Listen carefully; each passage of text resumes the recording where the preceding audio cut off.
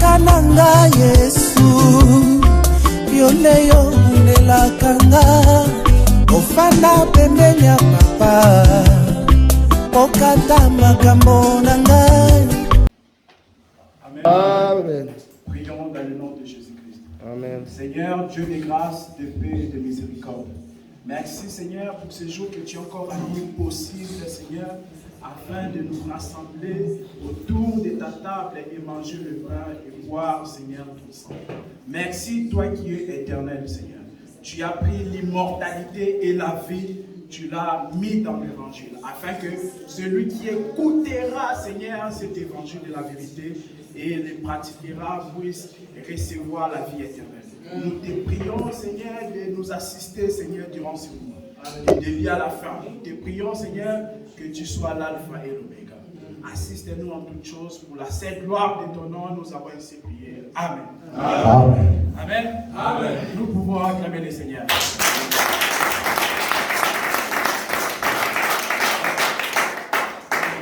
J'aurais besoin d'un frère pour m'aider avec la lecture.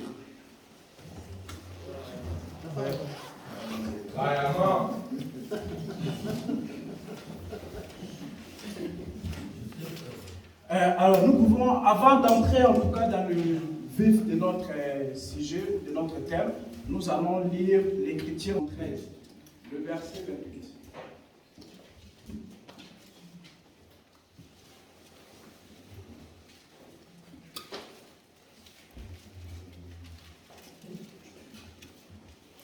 Psaume 73, le verset 28. Psaume 73, verset 28. Voilà. Pour moi, m'approcher de Dieu, c'est mon bien. Amen. Je place mon refuge dans le Seigneur, l'Éternel, afin de raconter toutes tes œuvres. Parole du Seigneur. Amen. Amen. C'est la première partie de Psaume 73, le verset 28 qui nous intéresse, où le psalmiste nous dit que pour moi, m'approcher de Dieu, c'est un bien. Vous devez savoir, bien aimés frères et sœurs, que s'approcher de Dieu est un bien. Donc c'est une bonne chose que de s'approcher de Dieu. Or, aujourd'hui, comment est-ce que nous nous approchons de Dieu? C'est lorsque nous venons au culte. Donc venir au culte, c'est aussi s'approcher de Dieu. Amen. Et comment est-ce que c'est une bonne chose? C'est une bonne chose parce que le Seigneur Dieu, lui qui est omniscient, il va donc ôter l'ignorance qui est en toi afin de te donner donc sa connaissance. Donc lorsque tu t'approches de Dieu, c'est-à-dire lorsque tu viens au culte, il faut comprendre que c'est une bonne chose. Pourquoi? Parce que le Seigneur va ôter l'ignorance qui est en toi et il va donc t'instruire. Il va donc te donner la connaissance. Amen. Amen. Alors, je bénis également le Seigneur pour la vie de notre frère Yannick. Vous savez qu'il nous a enseigné durant ces 3 dimanches avec le thème « Connaître les temps où nous sommes ». Effectivement, donc un enfant de Dieu est censé connaître les temps où nous sommes. Voilà, un enfant de Dieu ne doit pas être ignorant. Et c'est que j'aimerais rajouter que nous sommes censés à connaître aussi le calendrier prophétique, à connaître comment est-ce que ce monde est en train de marcher. Parce qu'il y a des gens, en tout cas, j'ai entendu des gens qui disaient qu'ils avaient peur que, voilà, que ce monde sera détruit par les bombes nucléaires de la Russie, de la France ou des États-Unis. Non, bien aimé. Ce monde ne sera pas détruit par les armes nucléaires des puissantes nations. Non. Le Seigneur Jésus-Christ, c'est lui qui a créé ce monde et c'est lui-même qui va les détruire. Or, c'est lorsque vous allez lire 6e, 7e psaume, c'est là où on vous parle vraiment de la destruction de la terre. Donc, pour dire qu'aujourd'hui, nous sommes dans les 4 premiers psaumes. Donc, c'est à partir d'Apocalypse chapitre 6, on nous parle des psaumes. Donc, nous sommes dans les 4 premiers psaumes. Et nous voyons l'homme là. On n'a pas le temps de lire. Hein. En tout cas, là, je suis en train de regarder. Donc, lorsque vous lisez les 4 premiers psaumes, vous allez constater, vous allez remarquer qu'on vous parle d'un homme qui monte sur 4 chevaux. Donc, le premier cheval, c'est le cheval blanc. Donc, toujours un homme. Il monte sur le premier cheval, qu'on appelle, la Bible dit, c'est un cheval blanc. Il va monter sur le deuxième cheval, la Bible appelle ça le cheval roux. Le troisième cheval, c'est un cheval noir. Et le quatrième, c'est le cheval pâle. Donc c'est toujours l'homme là, il monte sur 4 chevals. Et son objectif, c'est quoi? La Bible dit que c'est pour ôter la paix et donc communiquer la mort. Donc aujourd'hui, au temps de l'Église est en train de vivre au temps des 4 premiers sauts, où l'homme là est en train de ôter la paix, en tout cas par les guerres. Depuis le livre, vous entendrez parler de guerres et de bruit de guerre. Voilà, mais ce n'est pas ça qui détruira ce monde. Donc voilà, ce monde sera détruit plus tard, comme je vous ai dit que dans les 6e, 7e sauts, là vous allez en tout cas vraiment constater comment est-ce que ce monde sera détruit. Amen. Amen. Donc c'était quand même un ajout, je voulais rajouter sur le thème de notre frère Yannick, connaître les temps où nous sommes. Amen. Amen. Alors nous allons sans plus tarder prendre notre texte de base. Parce que notre thème, c'est le voyage de Samaritain. Amen. Donc, notre texte de base, c'est Luc chapitre 10, à partir du verset 30 à 34. S'il te plaît, le nom. 34, voilà. Jésus reprit la parole et dit, un homme descendait de Jérusalem à Jéricho. Il tomba au milieu des brigands qui le dépouillèrent, les chargèrent des coups et s'en allèrent, les laissant en déniment. Un sacrificateur qui, par hasard, descendait par le même chemin, ayant vu cet homme passa outre. Un lévite qui arriva aussi dans ces lieux, l'ayant vu, passa outre. Voilà. Mais un samaritain qui voyageait, étant venu de là, fut ému de compassion lorsqu'il les vit. Il s'approcha des plaies, en y versant de l'huile et du vin. Puis il les mit sur sa propre monture et conduisit à une hôtellerie et prit soin de lui. Le lendemain, il tira 2 deniers, les donna à l'autre et dit, aie soin de lui et ce que tu dépenseras de plus, je te les rendrai à mon retour. Amen. Amen. Parole du Seigneur. Amen. Donc là, dans Luc chapitre 10, verset 30 à 34, Jésus-Christ nous présente une parabole très intéressante. Et cette parabole-là raconte l'histoire d'un homme qui avait quitté Jérusalem. La Bible dit, descenda vers Jéricho. Donc il avait quitté Jérusalem, qui est le lieu de paix, il descendait vers Jéricho. Et arrivé à Jéricho, il a rencontré les brigands qui l'ont rossé, qui l'ont vraiment tabassé, la Bible dit, à demi-mort. Et un sacrificateur passé par hasard par là, la Bible dit, il est passé outre. Passé outre, c'est-à-dire, il est passé donc sans prendre soin de cet homme-là. Un lévite aussi est passé par là, la Bible dit, il est passé outre. Mais un samaritain qui voyageait, la Bible n'a pas dit de l'endroit où il avait quitté et où est-ce qu'il allait. On a dit seulement un samaritain voyageait. Et il a rencontré cet homme-là, il a pris soin de cet homme-là en versant l'huile et le vin. Après avoir versé l'huile et le vin sur l'homme qui était à demi-mort, le samaritain a récupéré cet homme-là, il a fait monter sur sa propre monture, direction hôtellerie. Et arrivé à l'hôtellerie, il a en tout cas donné cet homme-là à un hôte, pas une hôtesse. Nous y reviendrons. Donc le samaritain a donné la responsabilité de l'homme qui était tabassé à demi-mort à un hôte. Il a donné également des deniers, des pièces en disant que prends soin de cet homme ici. Et avec les 2 deniers que je t'ai donnés, et au cas où tu dépenseras plus, rassure-toi que je te les rendrai. Donc là, c'est la parabole. Donc jusque-là, il faut comprendre qu'une parabole, c'est un enseignement caché. Or, aujourd'hui, le ministère a pour but d'expliquer les paraboles afin de donner donc la lumière. Amen. Parce que la Bible dit que la foi vient de la parole de Christ. Hein? La Bible dit comme ça, la foi vient de ce qu'on entend, et ce qu'on entend vient de la parole de Christ. Donc, si la foi vient de la parole de Christ, nous comprenons aussi en d'autres termes que l'incrédulité vient par des paraboles. Parce que lorsqu'on t'enseigne des paraboles sans explication, tu ne peux pas avoir la foi.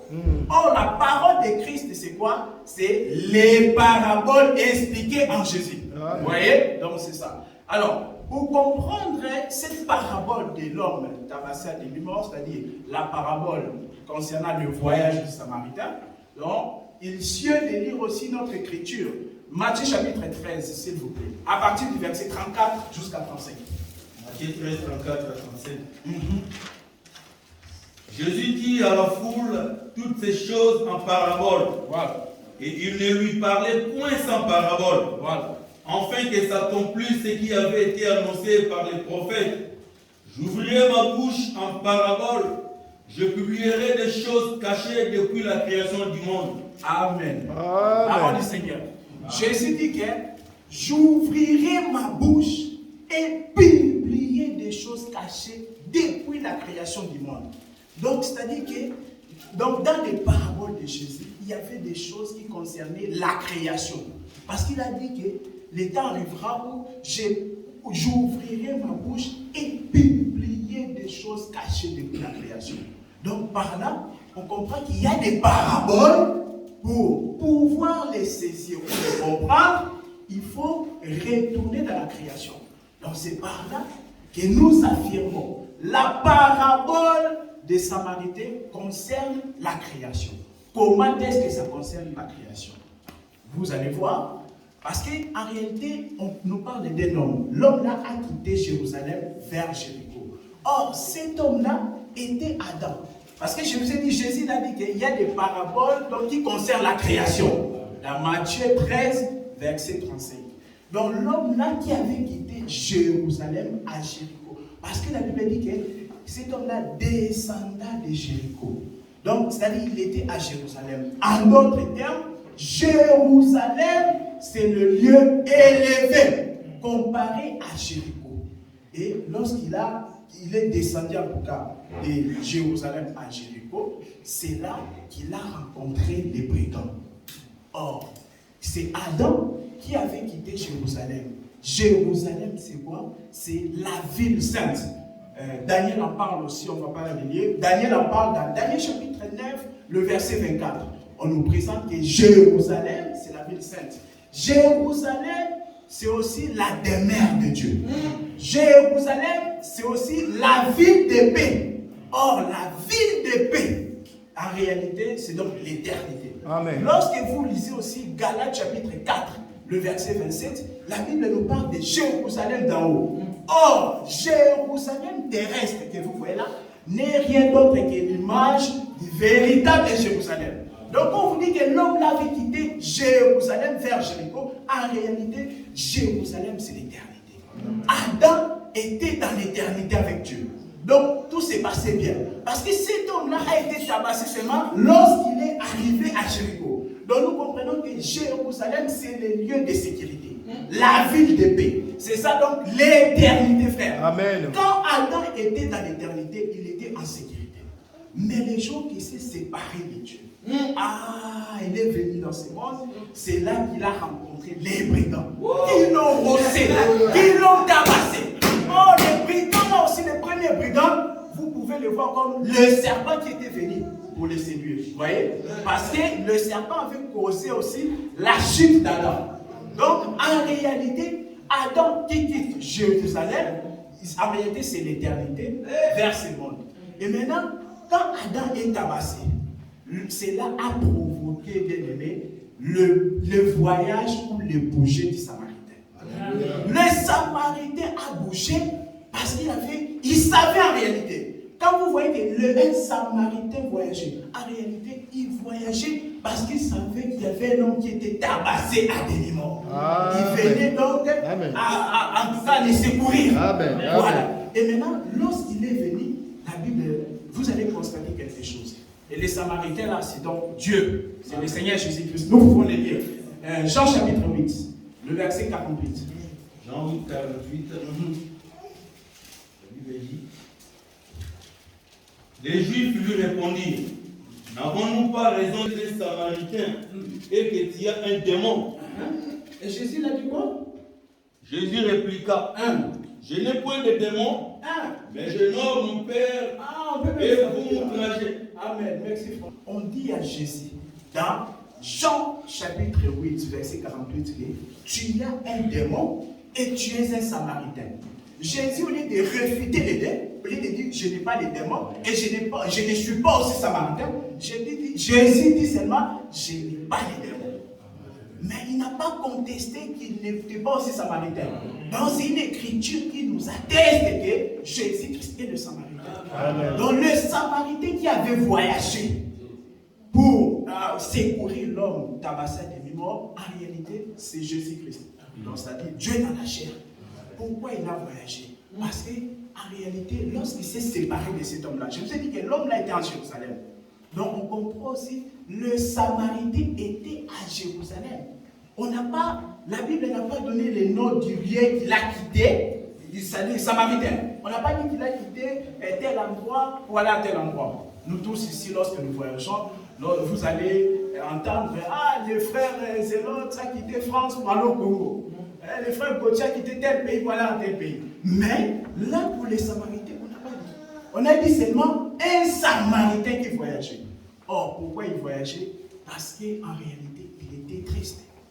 Pourquoi? Parce que lorsqu'il s'est séparé de cet homme-là qui était tabassé à l'élément, le Samaritain était triste. Je vous ai dit que le Samaritain, c'est Dieu, c'est Jésus-Christ, en accord avec Jean chapitre 8, le verset 48.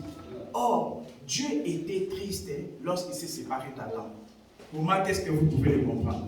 Lorsque vous allez lire Jérémie chapitre 13, le verset 17, là le Seigneur dit, il s'adresse, il parle par le prophète Jérémie. Jérémie 13, 17, il dit que lorsque Israël sera orgueilleux, lorsque Israël sera donc en captivité, moi l'Éternel, je serai triste et je pleurerai. Vous voyez? Donc, Israël n'est rien d'autre que la répétition d'Adam. Un jour on en parlera, donc voilà. Donc Israël c'est la répétition d'Adam. Donc Dieu dit qu'il sera triste et il va pleurer en secret lorsque Israël sera en captivité. Or, ce mouvement-là a d'abord commencé avec Adam. Lorsque Dieu s'est séparé d'Adam, en réalité, Dieu était triste. Il a pleuré en secret. Il a pleuré en secret. Mais il ne devait pas seulement s'arrêter là. Parce que Dieu, il est triste lorsque son enfant s'égare. Lorsque son enfant s'égare, Dieu est triste. Mais après avoir pleuré en secret, le Samaritain qui est Jésus, il devait donc bouger. Et donc c'est là, il va bouger. On comprend aussi qu'il avait quitté Jérusalem. À la recherche de cet homme, donc Jérusalem vers Jéricho. Et arrivé donc à Jéricho, la Bible dit quelque chose. Avant qu'il puisse arriver au lieu de l'homme qui était tabassé à demi-mort, il y a eu d'abord deux personnes qui étaient passées par là. La Bible dit le sacrificateur. Frère Bayama, s'il te plaît, si on peut les prendre. Luc chapitre 10, voilà, le verset 32. Là on parle d'un sacrificateur et une Lévite. Un Lévite qui arriva aussi. Juste avant, on dit d'abord un sacrificateur. 31. Voilà. Un sacrificateur qui par hasard descendait par le même chemin, ayant vu cet homme, passa outre. Un Lévite qui arriva aussi dans ce lieu, l'ayant vu, passa outre. Mais un Samaritain. Amen. On peut s'arrêter là. Voilà. Donc, juste pour montrer que dans Luc chapitre 10, à partir du verset 31 et 32, on nous dit qu'il y a deux personnes qui ont précédé le Samaritain. Donc, en l'occurrence, c'était le sacrificateur et le Lévite. La Bible dit qu'ils ont passé outre. Or, il ne faut pas en vouloir aux sacrificateurs et aux Samaritains. Il ne faut pas dire qu'ils étaient des méchants, ils n'ont pas pris soin de ces comme là. Non! Pourquoi? Parce que la réponse se trouve dans Ézéchiel. On peut lire Ézéchiel 44, le verset 25, s'il vous plaît. Ézéchiel 44. Ézéchiel 44, verset 27. Un sacrificateur n'ira pas vers un mort, voilà, de peur de se rendre impur. On peut s'arrêter là. On prend aussi Lévitique chapitre 21. Lévitique chapitre verset 1. Oui, verset 1. Lévitique 21. Le verset 1. L'Éternel dit à Moïse, pars au sacrificateur, fils d'Aaron, et tu leur diras, Un sacrificateur ne se rendra point impur parmi son peuple pour un mort. Amen. Amen. Donc, lorsque vous voyez le sacrificateur et le Lévite passa outre, c'est-à-dire ils ont refusé de toucher cet homme-là, tout ça, parce que c'était une loi pour eux. Donc, il leur avait été prohibé de toucher à un mort. Donc, or, le sacrificateur et le Lévite nous parle du sacerdoce lévitique. Le sacerdoce lévitique ne pouvait pas relever les morts. Les sacerdotes mosaïques, lévitiques ou aroniques, les sacerdotes, c'est-à-dire l'ancienne alliance, étaient donc incapables de relever les morts. Vous pouvez le voir lorsque vous lisez aussi, on ne va pas le lire, mais c'est dans Luc chapitre 13. Luc chapitre 13, à partir du verset 11 à 13. Là, la Bible nous parle d'une femme au dos courbé. La Bible dit, pendant 18 ans, la femme avait été comme ça, avait un dos courbé. Donc, or, cette femme-là vivait au temps de la loi. Et la loi ne pouvait rien pour cette femme-là. Donc, c'est après 18 ans, lorsque Jésus est arrivé, dans Luc 13, à partir du verset 11 à 13, Jésus a prié pour cette femme-là et a redressé. Donc, or, Jésus qui vient là, c'est lui le Samaritain, qui avait, lui, le seul qui avait la capacité de relever l'homme à demi-mort. Donc, ici, dans Luc, l'homme à demi-mort là est représenté aussi par la femme au dos courbé. Ah, voilà. Donc, seul Jésus avait cette capacité-là de redresser. Cette femme-là a vécu au temps de la loi, au temps de l'ancienne alliance. Mais le sacerdoce lévitique, qui est la loi, ne pouvait rien pour cette femme-là. Les sacerdoces lévitiques étaient incapables de redresser les morts. Donc, or, il fallait seulement que Jésus puisse venir, lui étant le Samaritain, afin de pouvoir relever l'homme qui était tabassé à demi-mort. Or, les sacrificateurs et les Lévites là, qui n'avaient pas pris soin de l'homme qui était tabassé à demi-mort, nous parlent aussi de Labana et Barpa. Vous allez découvrir. 2 Rois chapitre 5, s'il vous plaît. 2 Rois chapitre 5, à partir du verset 10 jusqu'à 14. Élisée par un messager, va et lave-toi 7 fois dans les Jourdains. Ta chair deviendra saine et tu seras pur. Naaman fut irrité et s'en alla en disant, voici, je me disais, il sortira vers moi, il se présentera lui-même, il invoquera le nom de l'Éternel, son Dieu, il agitera sa main sur la place et guérira le lépré. Le fleuve de Damas, Labana et le Parpa ne valent-ils pas mieux que toutes les eaux d'Israël? Ne pourrais-je pas m'y laver et devenir pur? Et il s'en retournait et partit. Voilà. On y reviendra, on peut même s'arrêter là dans un premier temps. Donc dans 2 Rois chapitre 5, à partir du verset 10 à 14, on nous parle de l'histoire d'un homme qui s'appelait Naaman. Naaman était un étranger, un Syrien, c'est la Bible. Donc il avait quitté son pays pour chercher la guérison en Israël. Parce que Naaman avait la lèpre. Hein, vous savez, la lèpre, hein, ça symbolise le péché, c'est une maladie en tout cas. Il est venu en Israël pour chercher la guérison. Et arrivé en Israël, il cherchait les prophètes Élisée. Élisée a refusé de voir Naaman, mais il a envoyé sa parole. Il a dit, allez dire à Naaman d'aller se jeter dans le Jourdain 7 fois pour être guéri. Ah, nous voyons donc, Naaman manifeste des réactions. La première réaction, Naaman dit, ah, quelle humiliation. Donc j'ai quitté mon pays pour venir ici, pour me dire d'aller seulement plonger 7 fois dans les Jourdains. N'est-ce pas aussi en Damas, il y a 2 fleuves, en l'occurrence Labana et Parpa. Donc Naaman était étonné. Alors frère bien-aimé, vous devez comprendre que Labana et Parpa n'a rien à voir avec les Jourdains. Ça n'a rien à voir. Labana et Parpa, ce sont des fleuves étrangers. Donc, pour vous exhorter aussi, bien aimé, que les fleuves étrangers ne donnent pas la guérison. Les fleuves étrangers, ce sont les assemblées des hommes là, où on prêche l'homme. où on élève un homme immortel. On élève de tels hommes. Comprenez, ce sont des assemblées Labana et Papa. Parce que Naaman n'avait pas réussi sa guérison dans Labana et Papa. Il a fallu, lorsque vous lisez la suite, Naaman, pour recevoir sa guérison, était obligé de plonger cette fois dans le Jourdain, comme Élisée l'avait dit. Cela symbolise quoi? Naaman, c'est un étranger. C'est nous aujourd'hui. Donc, on est venu vers le Dieu d'Israël parce que la Bible dit dans Jean chapitre 4 que le salut vient des Juifs. Donc, Naaman pouvait seulement être guéri en Israël. Vous voyez? Donc, nous étant des étrangers, nous avons laissé nos dieux là, nous sommes venus en Israël. C'est là où il y a la guérison. Parce que la Bible dit que la foi, en tout cas, le salut vient des Juifs. Donc, c'est seulement le Dieu des Juifs, c'est lui le véritable Dieu. Or, Naaman a posé aussi des questions, mais chez nous aussi, il y a des fleuves. Voilà, il y a aussi des gens qui prient, qui parlent.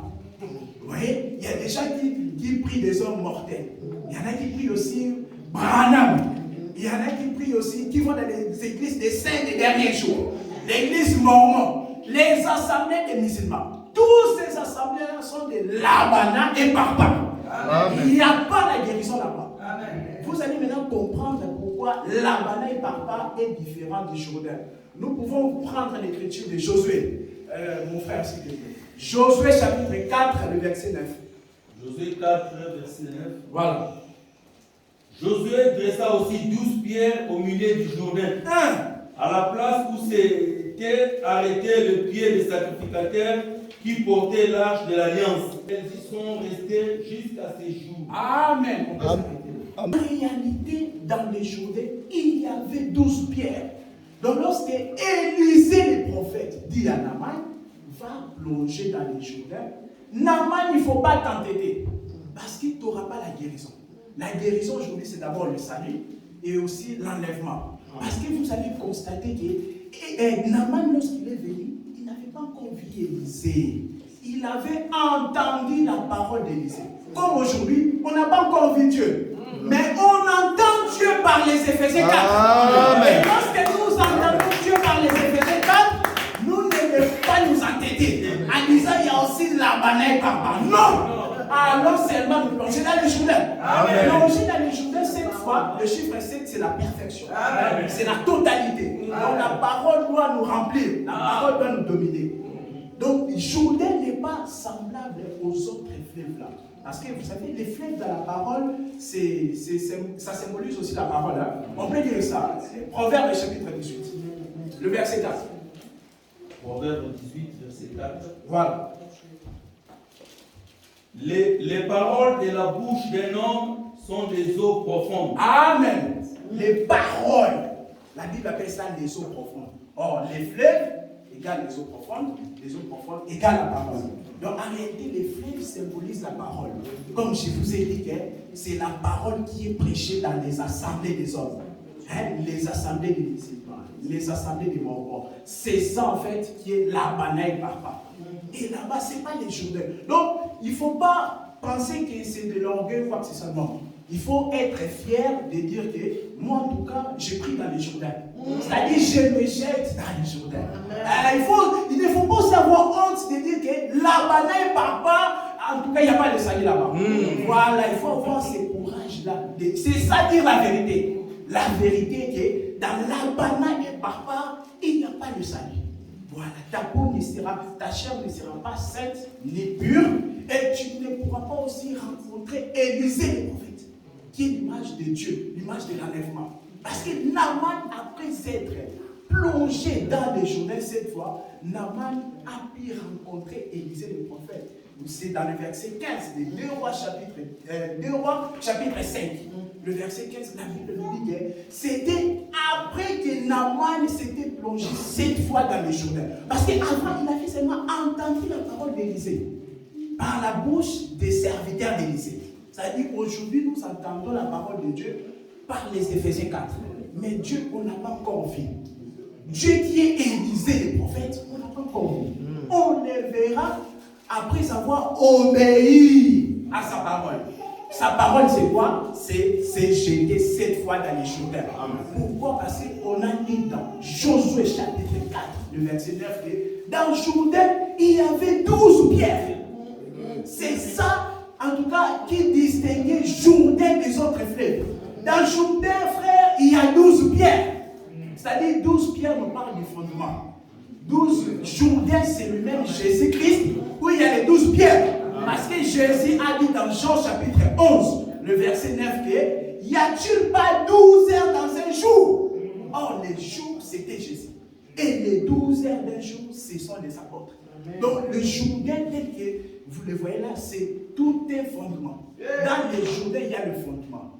Donc, il faut glorifier le Seigneur. Si tu as trouvé une église Jourdain, parce qu'une église Jourdain, frère, c'est une église qui a le fondement. Amen. Une église où on élève que la parole de Dieu. Amen. Parce que dans Jean chapitre 17, verset 20, Jésus avait fait une prière. Jésus a dit, je ne prie pas seulement pour eux les apôtres, mais pour quiconque croira à ma parole au travers d'eux. C'est-à-dire aujourd'hui, si nous voulons entendre la parole de Dieu, c'est dans les écrits des apôtres. Amen. Voilà, c'est dans les écrits des apôtres que nous voyons Jésus-Christ.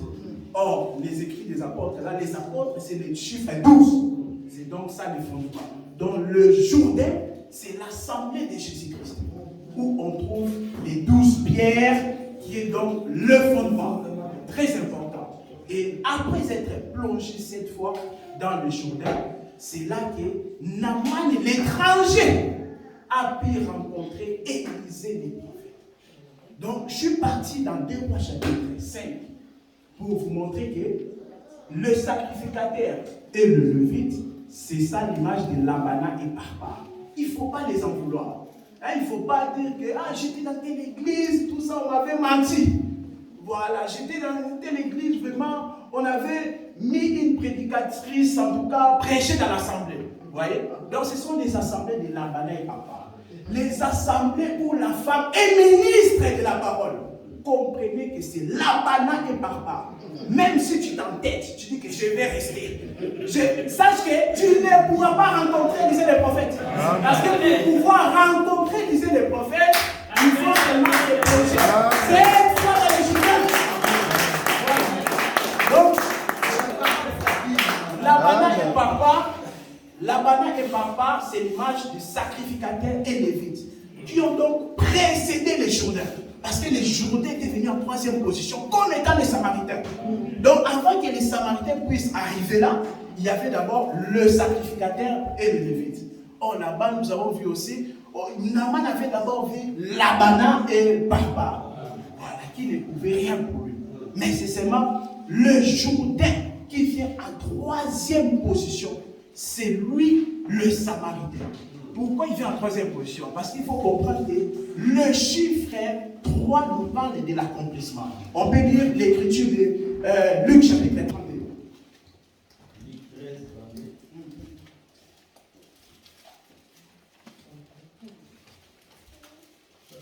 Il leur répondit, allez et dites à ces renards, voilà, voici, je chasse les démons et je fais des guérisons aujourd'hui et demain et le 3e jour. J'aurais fini. Vous voyez? Donc le chiffre 3 aussi nous parle de l'accomplissement. Parce que dans Luc chapitre 13, verset 32, Jésus nous montre qu'en réalité, c'est au bout du 3e jour qu'il avait fini sa mission. Comprenez, c'était la langage. Quand Jésus dit qu'il finira sa prédication au bout de 3 jours, il s'agissait de 3 ans de ministère. Parce que le chiffre 3, c'est aussi le chiffre 3 ans. 3 jours égale 3 ans. Pourquoi? Parce que lorsque vous allez lire Ézéchiel 4, verset 6, et Nombre, chapitre 14, verset 34, là, Dieu compare un jour à une année. Dieu dit que tu compteras un jour pour une année. Or, si un jour égale une année, 3 jours égale 3 ans. Voilà, donc le chiffre, quand Jésus dit qu'au bout de les 3e jour, je vais finir, il s'agissait donc des 3 ans de son ministère. Mais aussi, donc, le chiffre 3, c'est l'accomplissement. Le Samaritain, lorsqu'il vient en 3e position, n'oubliez pas, il est venu en 3e position. Après les sacrificateurs, après les levites. C'est ça les Jourdains qui étaient venus après Labana et le Parpar. Donc lorsqu'il vient, il se présente. En troisième position, c'est pour dire que la guérison se trouve dans le troisième jour. L'homme du troisième jour. Vous voyez? Donc le chiffre 3, c'est l'accomplissement. Alors, nous revenons à notre écriture de base. Luc chapitre 10, le verset, à partir du verset 32. Un Lévite qui arriva aussi dans ce lieu, l'ayant vu, passa outre. Mais un Samaritain qui voyageait, étant venu là, fut ému de compassion lorsqu'il les vit.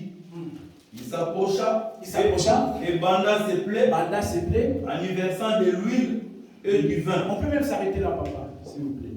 Donc, le Samaritain, lorsqu'il est arrivé au lieu du demi-mort, de l'homme qui était tabassé à demi-mort, qu'est-ce qu'il a fait? Il est descendu de sa monture. Parce que la Bible dit qu'il avait versé l'huile et le vin.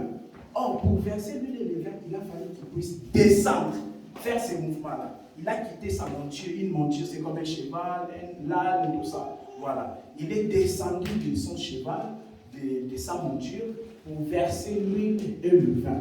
Or, ces mouvements-là de descendre de sa monture, pour verser l'huile et le vin, parce que après qu'il avait versé l'huile et le vin, la Bible dit que c'est en ce moment-là que les plaies de cet homme-là étaient bandées. Donc il avait reçu sa guérison après avoir reçu l'huile et le vin. L'huile et le vin, l'huile nous parle du Saint-Esprit. Lorsque vous lisez 1 Jean chapitre 2 verset 27, on ne va pas le lire. 1 Jean chapitre 2 verset 27, la Bible nous dit que l'onction vous enseignera toutes choses. L'onction c'est l'huile. Donc l'onction ou l'huile c'est le Saint-Esprit. Et le vin, il y a beaucoup des Écritures qui attestent que le vin c'est la parole. Donc l'homme là, lorsque Jésus-Christ lui a donné la parole et le Saint-Esprit, c'est comme ça qu'il avait reçu sa guérison. Mais vous allez remarquer aussi, donc dans un autre langage aussi, l'homme là, avant de verser l'huile et le vin, il a fallu qu'il puisse descendre de sa monture. Or, descendre de sa monture là nous parle aussi des rabaissements de Jésus, des morts aussi. Parce qu'en réalité, pour que nous soyons sauvés, donc il avait fallu que Jésus puisse descendre. Or, descendre là, nous étions sauvés non lorsque Jésus était venu comme ça, mais quand il était mort et ressuscité. Parce que l'Écriture nous dit dans Romains que Jésus-Christ était serviteur des circoncis. Serviteur des circoncis, c'est-à-dire d'Israël. Jésus-Christ, lorsqu'il est venu, quand il était vivant, il était venu pour servir la maison d'Israël. Mais il est devenu bénéfique pour nous, il est devenu rentable pour nous lorsqu'il est mort et ressuscité. Donc nous voyons, c'est lorsqu'il est mort, c'est là qu'il a donné la guérison. On peut lire ça, s'il vous plaît. Jean chapitre 12. Jean chapitre 12, le verset 32. Jean 12. Et moi, quand j'aurai été élevé de la terre, j'attirerai tous les hommes à moi. Amen. On peut compléter avec l'écriture d'Éphésiens 4, verset 8 à 9. Éphésiens 4, 8 à 9. Oui. C'est pourquoi il est dit, étant monté en haut, il a amené des captifs et il a fait des dons aux hommes. Or, qu'est-ce que signifie il est monté, sinon qu'il est aussi descendu dans les régions inférieures de la terre? Amen. Cette écriture-là parle de la mort de Jésus. Parce que l'Éphésiens chapitre 4, verset 8 à 9, complète Jean 12, 32 qu'on a lu. Parce que là, vous allez constater que Jésus a dit que lorsque je serai élevé, j'attirerai avec moi les captifs. Élevé là, c'est la résurrection de Jésus. Et lorsqu'il est ressuscité, il avait attiré avec lui les captifs. Vous voyez? Donc c'est la mort et la résurrection de Jésus qui nous a donné la vie, qui a pu bander nos plaies. Donc c'est ça le mouvement. Le Samaritain qui descend de sa monture, il a versé l'huile et le vin. Parce que l'huile et le vin, vous allez constater, ça vient des arbres. Hein? L'huile, vous savez, ça vient de l'olivier. Hein? Bibliquement parlant. Ça vient de l'arbre ou du bois de l'olivier. Et le vin, ça vient de la vigne. Donc nous voyons le bois de la vigne et le bois de l'olivier. Ça fait deux bois. Or, la croix aussi, c'est le mélange des deux bois. Amen. Donc c'est la croix qui nous a sauvés. Amen. Donc l'huile et le vin, c'est l'image de la parole et du Saint-Esprit. mais c'est aussi l'image de la croix. Donc ça provient des deux voies. C'est ça qui nous a sauvés. Donc après sa résurrection, c'est là qu'il a dit j'attirerai les captifs. Dans Jean 12, 32. Il a dit quand je serai levé, j'attirerai les captifs. Les captifs là, c'est l'homme qui était tabassé de mort. Après avoir pris soin de lui, avec son huile et le vin, comme je vous ai dit, ça parle aussi des deux voies. C'est-à-dire la mort de Jésus-Christ, la prédication de la croix. C'est en ce moment-là, il a été élevé, il a attiré les captifs. Les captifs, c'est l'homme qui était donc tabassé à des morts. Et maintenant, la Bible nous dit, si tu es plus frère, Luc chapitre 10, on va finir. On arrive vers la fin.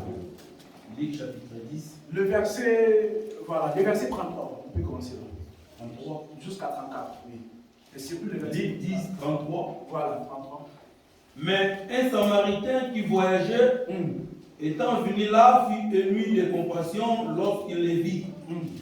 Il s'approcha et banda ses plaies en y versant de l'huile et du vin. Amen. Puis il les mit sur sa propre monture. Voilà. Et conduisit à une hôtellerie et prit soin de lui.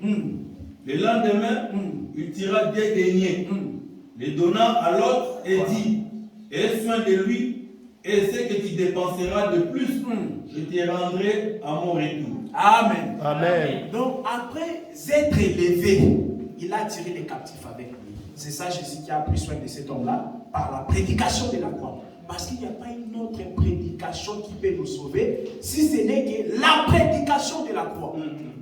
Ne vous y trompez pas. Les profondeurs de Satan ne donnent pas le salut. Non. Quand vous priez, on vous prêche la sirène des eaux, des démons, tout ça. Il n'y a pas le salut dans les profondeurs de Satan.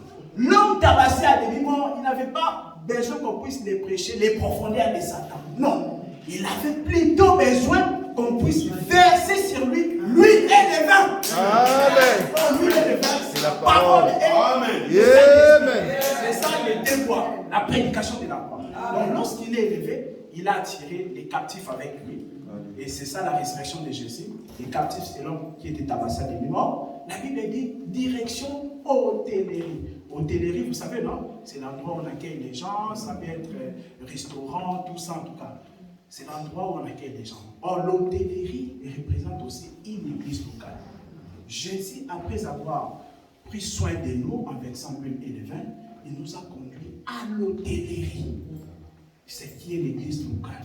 Mais vous allez constater, dans le verset 34 de Luc chapitre 10, il a appelé l'hôte, pas une hôtesse, il a appelé l'hôte, c'est-à-dire un homme et non une femme. Il a donné des deniers. Il a dit, prends soin de cet homme ici. Et ce que tu dépenseras en plus, je te les rendrai. En réalité, l'autre n'avait pas dépensé plus de 2 deniers. Non, c'est seulement les 2 deniers qu'on avait pris. Il avait utilisé cela pour continuer à prendre soin de cet homme-là. Or, les 2 deniers-là n'est rien d'autre aussi que la répétition du vin et l'huile. C'est toujours la même chose.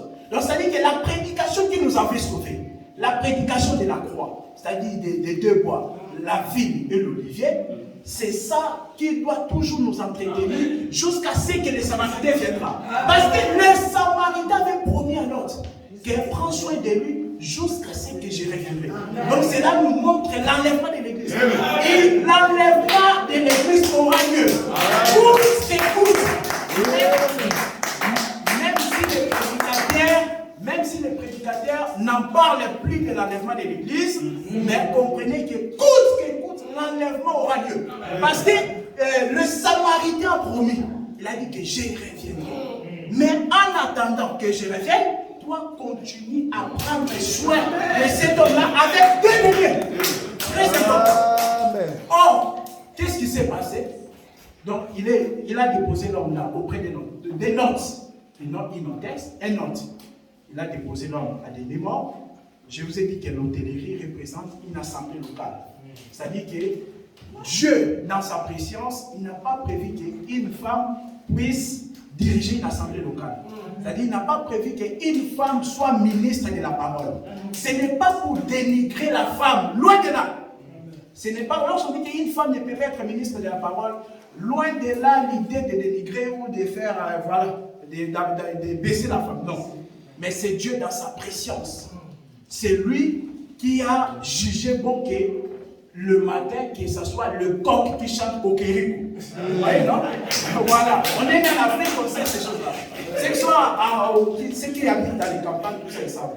Donc, c'est Dieu dans sa préscience, il a jugé bon que ce soit le coq et non la poule qui chante les matins. Maintenant, quand tu viens, on t'amène à l'hôtellerie, toi, il ne faut pas dire, mais pourquoi on ne m'a pas laissé entre les mains d'une hôtesse? Non. Toi, obéis seulement. Et puis accepte. On te laisse auprès des notes. Le ministre, dans une assemblée locale, le ministre, c'est un homme, ce n'est pas une femme. Le Samaritain a pris l'homme qui était tabassé à demi-mort, il lui a laissé auprès des notes.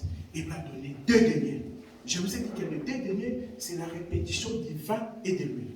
Des 2 bois. Ça ne parle des chiffres indés. C'est ça les 2 deniers. Le 2 deniers nous parle aussi de la parole et la prière. Un homme de Dieu, un ministre de Dieu a la parole et la prière. C'est-à-dire que lorsqu'on vient les consulter pour nous trouver une solution, il ne peut pas nous dire allez lire un tel livre, un livre des sciences occultes. Allez lire ça. Non! Le ministre de Dieu a seulement les 2 deniers.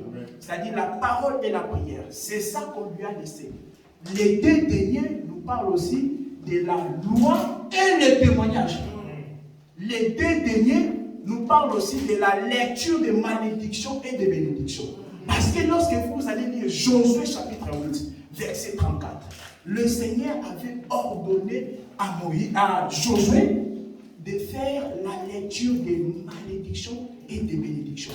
Dans Josué 8, 34. Le but était quoi? Dieu avait dit que quand tu feras la lecture des malédictions et des bénédictions, l'objectif ou le but de cette lecture-là, il avait dit, c'est pour que le peuple puisse apprendre à craindre Dieu. Lecture des malédictions et des bénédictions, c'est ça que le ministre a. C'est ça les 2 deniers, c'est ça la parole et la prière, c'est ça la parole et l'explication, c'est ça la parole et le témoignage. Vous voyez? Donc, c'est ça aussi l'enseignement des prophètes et des apôtres. C'est toujours la même chose. Et maintenant, voilà, c'était comme ça. Et maintenant, c'est ça qu'on lui a donné. Il a dit, jusqu'à ce que je reviendrai, toi, continue à prendre soin de cet homme-là, avec les 2 deniers. Amen. Amen. Alors, et qu'est-ce qu'on comprend par là, dans tout ça? Nous comprenons que dans tout ça, dans toute cette parabole-là, le Samaritain avait voyagé pour exercer la miséricorde. On ne doit pas oublier que dans l'église aussi, on ne doit jamais oublier le message du pardon. Parce que lorsque Dieu a recommandé à David de construire les temples, vous savez, c'était Salomon qui avait maintenant bâti les temples. Salomon, lorsqu'il va prier pour la prière de dédicace du temple, il dit, Seigneur, lorsque Israël sera en captivité, ou même lorsqu'un étranger priera en direction de ce temple, que le pardon puisse lui être accordé. Vous voyez, donc la raison de la maison de Dieu, c'est aussi le pardon. Donc pour dire qu'on ne doit pas oublier le pardon, nous devons avoir cette nature-là de Samaritain. Parce que Luc chapitre 10, verset 33, nous montre vraiment que le voyage de Samaritain, quand il a voyagé, il a quitté aussi Jérusalem, le lieu où il était avec cet homme-là. Il est venu à sa recherche, tout ça. Le voyage là, c'était pour exercer la miséricorde, le pardon. Et c'est comme ça que ça s'est passé. Et pour dire aussi que nous étant les successeurs, vous voyez, nous étant les successeurs du véritable Samaritain, que le Seigneur Jésus-Christ, en accord avec Jean chapitre 8, verset 48, nous devons aussi avoir cette nature-là de la miséricorde. Une nature de pardon. Or, vous allez constater, lorsqu'on va vraiment développer cette nature-là de miséricorde, vous allez voir qu'en tout cas, ça ira mieux dans beaucoup des églises. Parce que souvent, il y a des problèmes de médisance. Hein? Comme on dit à Lingala, songi, tout ça. Pourquoi? Parce qu'on n'a pas vraiment développé la nature du véritable Samaritain. Parce que lorsque tu as la nature du véritable Samaritain, qui est la miséricorde, qui est le pardon, qui est l'amour, en tout cas, tu ne parleras pas vraiment sur les dos de ton frère. dans la médisance. Vous voyez? Donc nous aussi, on doit exercer dans la miséricorde. On doit exercer la miséricorde comme notre prédécesseur qui s'appelle Jésus-Christ, le véritable Samaritain. Et nous pouvons aussi exercer la miséricorde en manifestant les dons spirituels bien aimés. Vous voyez? Parce qu'il y a beaucoup, tel que nous sommes là, en réalité, si nous sommes vraiment les enfants de Dieu, il faut savoir que nous avons le Saint-Esprit en nous. Et nous avons aussi les dons spirituels. Mais c'est juste que ça ne se manifeste pas encore. Vous voyez? Il y a des gens ici qui ont les dons de guérison sur les malades. Mais tant que tu n'as pas encore prié sur un malade, comment est-ce que tu vas les découvrir? Vous voyez? Nous côtoyons, nous fréquentons les malades, mais tu vas les dire, va à l'hôpital, tu lui donnes les médicaments. C'est pas mauvais. Hein? C'est même biblique aussi. C'est biblique de donner les médicaments à quelqu'un. Mais toi aussi, exerce ta miséricorde. Parce qu'en réalité, tu as la nature du Samaritain. Le Samaritain, c'est un homme puissant. Il a les dons en lui. Nous, dès que nous sommes là, nous avons beaucoup de dons. Mais c'est juste que nous ne les manifestons pas. La parole est très importante et aussi les dons du Saint-Esprit sont très importants. On peut lire, frère Bernard, Hébreux chapitre 2, le verset 4. Hébreux 2, verset 4. Dieu, appuyant leur témoignage par des signes, des prodiges et des divers miracles. Amen. Et par les dons du Saint-Esprit distribués selon sa volonté. Amen. Amen. Donc lorsque vous lisez Hébreux chapitre 2, là on a lu le verset 4. Mais si vous commencez un peu par le verset précédent, vous allez voir qu'il s'agit des apôtres. Et dans le verset 4 de Hébreux chapitre 2, la Bible dit que Dieu appuyait leurs témoignages. Les témoignages des apôtres, c'était la prédication. C'était la parole. Parce que lorsque vous allez lire Actes des apôtres, chapitre 1, le verset 8, le Seigneur Jésus-Christ leur avait dit que vous serez mes témoins en Judée, en Samarie, jusqu'aux extrémités de la terre. Donc, lorsqu'on dit que Dieu appuyait leurs témoignages par les signes, des prodiges et des miracles, c'est-à-dire que c'était la prédication des apôtres. Donc, les miracles, aujourd'hui il y a des faux miracles, nous les savons. Mais il faut comprendre que les faux miracles n'excluent pas les vrais miracles. Amen. Il y a des faux billets de dollars. Mais les faux billets de dollars n'annulent pas les vrais. Amen. Les vrais, il y en auront toujours. Et tellement nous avons le vrai évangile, nous devons aussi aspirer aux dons spirituels. Amen. Et nous devons aussi les manifester. Amen. Parce que les miracles, la Bible dit les signes, les prodiges et les miracles, c'est un signe que tu prêches aussi la vraie parole. Amen. Parce que les apôtres prêchaient la vraie parole. Et Dieu appuyait leur prédication, leur enseignement par les signes, les prodiges et les miracles. Amen. Donc par là, j'aimerais qu'on puisse prier afin que le Seigneur puisse nous aider à manifester la miséricorde, c'est-à-dire à manifester les dons spirituels qui viennent à nous. Amen. Amen. Nous pouvons nous élever. Et pendant ce moment-là, j'appelle le frère Gauthier et les frères Bati pour la prière. Nous allons prier ensemble. Je vais prendre le micro, nous allons prier ensemble.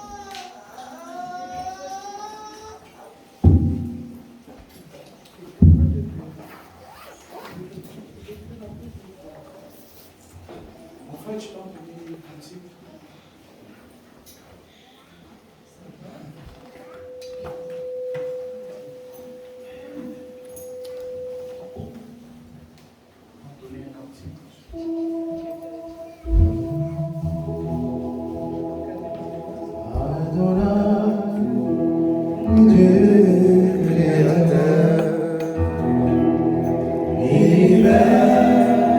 Et dans ta main,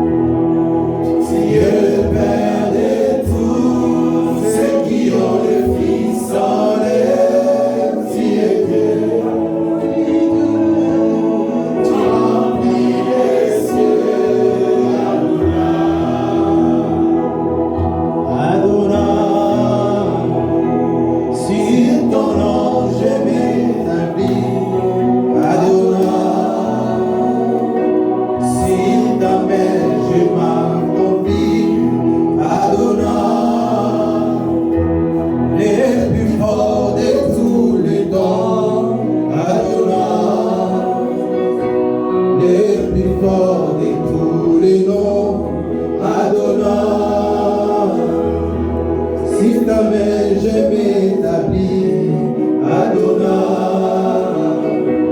Si ton nom, je m'accomplis, Adonai.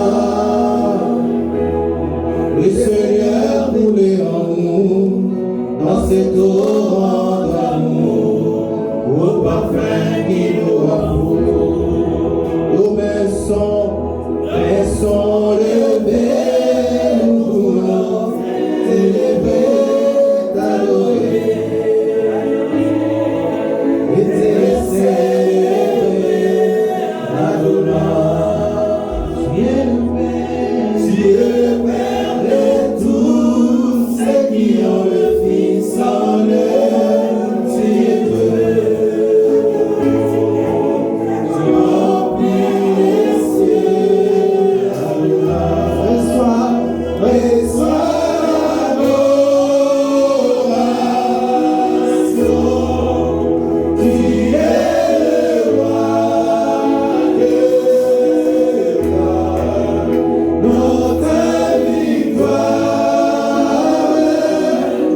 Digne du Seigneur, Emmanuel, soyez l'adoration. Tu es le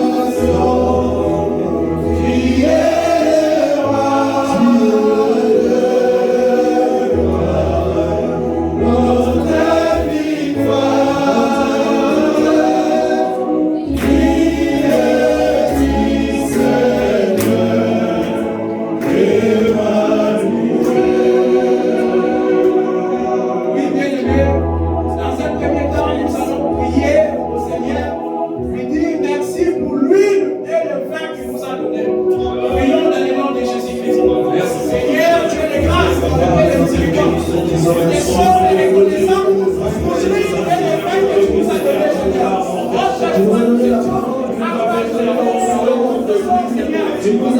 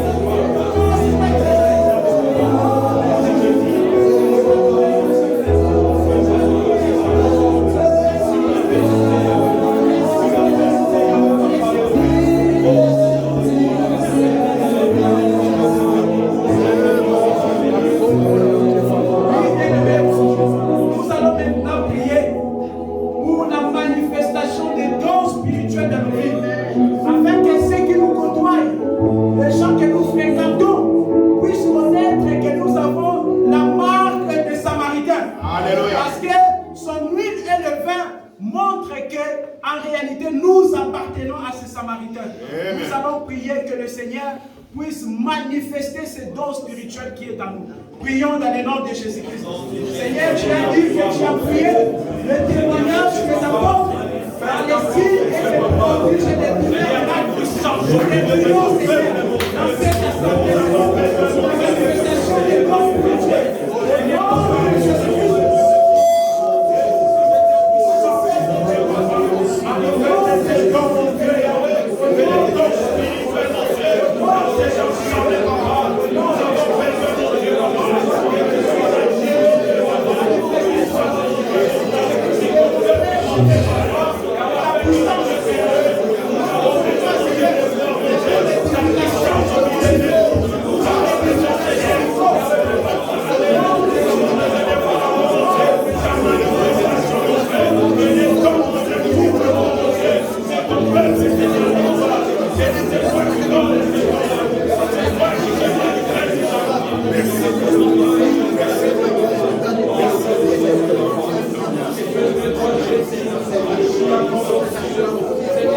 Papa, Imonishama, Seigneur de gloire, Imonishama, nous allons demander aux gens qui ont besoin de la prière de passer devant et Alléluia. les hommes de Dieu sont là. Ensemble, nous allons prier pour Alléluia. ceux qui ont besoin de la prière. Alléluia. Pendant ce moment-là, les frères nous entendent cantique.